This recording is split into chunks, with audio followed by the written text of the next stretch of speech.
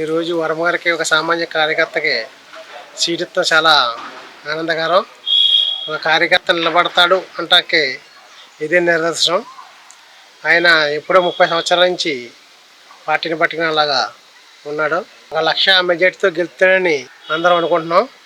అలాగే నరేంద్ర మోడీ గారు వచ్చాక ఇవాళ దేశం 11వ స్థానంలో ఉన్నది, ఇవాళ 5వ స్థానంలోకి వచ్చింది. ఆయన చేసి అభివృద్ధి పనులు అయ్యి దేశం అభివృద్ధికరంగా వెళ్తాకే జరిగింది. ఇవాళ పిఎం కిసాన్ కానీ ఉన్నాయి, ఆయుష్మాన్ భారత్తో ఇంకా అనేక రకమైన సంక్షేమ పథకాలు ఆయన అభివృద్ధిలో పెడతాం చాలా ఆనందకర విషయం. మళ్ళీ 400 సీట్లు దాటి రావాలని కోరుకుంటున్నాం మేమందరం. మళ్ళీ మోడీ గారు గెలిస్తే ఇండియా 3వ స్థానంలోకి వస్తుందని కోరుకుంటున్నాం అందరూ. ఏ పథకాలు ఇంకా బాగా చేస్తాకే అవినీతి అనేది లేకుండా జరుగుతుందని కోరుకుంటున్నాం. కమలం గుర్తుకు ఓటేద్దాం, బీజేపీని గెలిపిద్దాం.